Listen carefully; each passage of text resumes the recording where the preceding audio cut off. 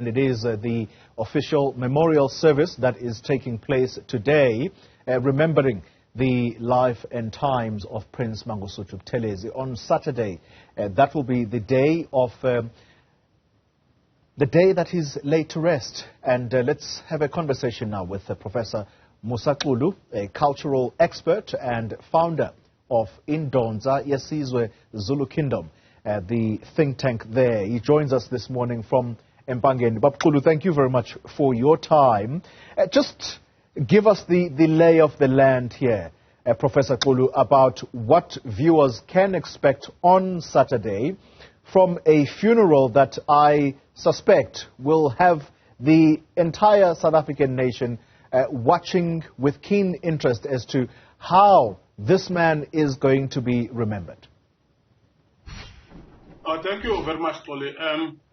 Maybe I start here that today the IFP is having that memorial service at Ulundi, which would have started at 9, but maybe it's about to start now. I've just seen the program. I think almost every leader of the IFP is speaking there, except maybe the Vice Chancellor of Mangosuthu University of Technology. And then going forward, the family had said from tomorrow they will not be accepting people coming there to Wapindangene, mourners coming there to Wapindangene, because they want to start with the family rituals.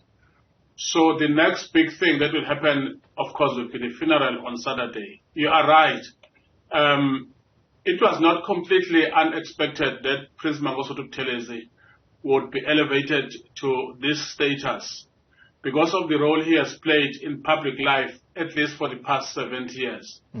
The decision by the president to give this funeral status of level 1, official funeral, means that the formal activities will be controlled by mainly the SNDF, of course, and then you can expect that there will be those who will be inside the marquee, and there will be many, many others, thousands of others who will not be inside. But I can imagine, for example, the warriors who have become very excited, well, not excited, who have become very actively and emotionally involved with the passing on of Prince Mangosuthu Buthelezi. You'll remember that since, I think, 1954, with the unveiling of the King Shaka monument in Stenga, Kwatugoza, there has been this annual event there where Prince Mangosuthu Buthelezi will take responsibility as Prime Minister of the Zulu Nation and the King to start the Amahubo songs. He had therefore endeared himself to the warriors. You can expect a lot of those to come. Of course, one of the best things that also happened has been the thawing, has been the coming together of minds between the IFP and the ANC around this magnificent death. So therefore, we expected the event to be very peaceful. But as you rightly say, I think the whole of South Africa, the last time we saw anything like this was when President Nelson Mandela was passed away in 2013. Yeah. Professor Xulu, it's going to be a very, very interesting funeral to watch indeed. But coming from the cultural perspective, the Prince Mangosuthu Buthelezi was also a very, very important player in the Zulu royal kingdom.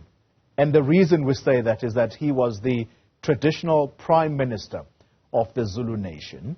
And it is important for viewers to also have a frame of mind as the proceedings get underway as to the relationship between Prince Mangosuthu Buthelezi before his passing and that relationship with the current king, the reigning king of the Zulu nation, King Musa Xulu.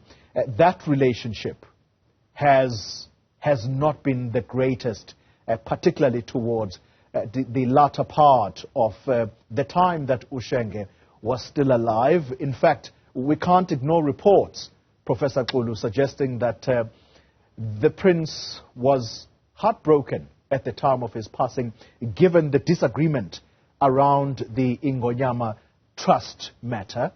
Talk to us about what that relationship probably looked like just before and what we might look forward to after he has been laid to rest?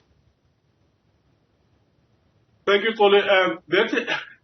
That became a very unfortunate episode because we all know, and fellow South Africans know, the role that Prince Mangosuthu Buthelezi played in ensuring that the current King Musa Xulu ascends to the throne of the Zulu kingdom.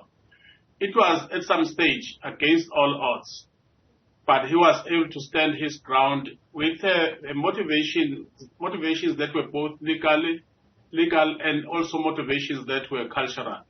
And eventually that saw the light of day. But the issue of Ingonyama Trust, maybe your listeners and watchers should remember that in 1994, on the eve of the elections, the first democratic elections, Prince Mangosuthu Buthelezi crafted this legislation to retain the land of the former homeland in the hands of the traditional leaders of KwaZulu-Natal, so that they could have some kind of property inherited from their forefathers that they can control. And it became a big issue. In 1997, the act was amended, and then, of course, from then, the Ingonyama Trust started functioning very smoothly. What happened should not have happened, because if, for example, somebody, either His Majesty or government, wanted to change the direction of Ingonyama Trust, the view that I have from an analytical point of view and cultural is that an imbizo should have been called, because His Majesty does not control the land. He is only responsible for the land at Osud, where he's an Inkosi. But when it comes to the whole land, each and every Inkosi is controlling that piece of land. Then, of course, I think what happened was that when the king would not listen to these advices from Prince Mangosuthu Buthelezi and started replacing Judge Ngwenya with somebody who was deemed to be very junior in terms of understanding the intricacies of governance and legislations and all of that, Inkosi Mzimela, the prince was hurt.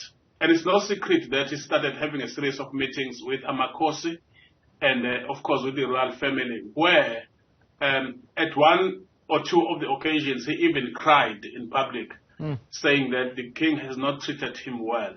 We're not surprised, therefore, on Monday when his daughter, eldest daughter, Princess Phumzile, coughed it out to say the last words of her father was that he was very much hurt by the way in which His Majesty treated him. Unfortunately, and this is very unfortunate, some of us in the think tank and some advocates and everybody, we attempted to get Buthelezi and His Majesty to meet and put their differences aside while Prince Mangosuthu Buthelezi was still alive. At some stage, it looked like it was going to happen. However, unfortunately, certain people purporting to come from the office of His Majesty then took decisions to wake up every morning releasing press statements that were attacking the integrity of Prince Mangosuthu Buthelezi. And as her daughter was saying, he was not even able to eat or sleep as a result of being hurt. You can imagine after helping somebody so much with so much of your energy, and then it ends like this. Yeah. Unfortunately, towards the end, there was no meeting at all, and I think that's a dark chapter. Going forward, how is it going to happen? Before you get there, Prof, before you get there, because sure. I don't want to lose this train of thought. Yes. Talk to us about what the essence of the disagreement was. Was it purely based on the Ingonyama Trust Board leadership impasse as to who is supposed to be the chairperson, as opposed to Judge Jerome Ngwenya, who was the chairperson at the time of the passing of King Goodwill Zwelithini Zulu? Was that the essence of the disagreement as to who must lead the Ingonyama Trust Board? Well, that was the crux of the matter, but there were other issues. If you look at the Ingonyama Trust Board now, it's got a lot of people that do not come from the province of KwaZulu-Natal and therefore don't fall under any jurisdiction of any Inkosi. That made Amakhosi to be quite unhappy at the level of the board. Then at the level of who should lead, you must remember clearly, the Act appoints His Majesty as chairperson. And then in the next clause, subclause, it allows him to appoint somebody, to stand in for him. Now, Buthelezi's argument was that because times are delicate and times are changing now, it would have been better, one, to retain Judge Ngwenya. If not, to allow Judge Ngwenya to mentor Inkosi Mzimela for at least 2 years so that he could understand the history of it and the intricacies and be able, when it comes to decision making, to take correct decisions. Yes. That was not going to happen. And at some stage, Inkosi Mzimela wrote a letter to Prince Mangosuthu Buthelezi saying he was refusing the appointment.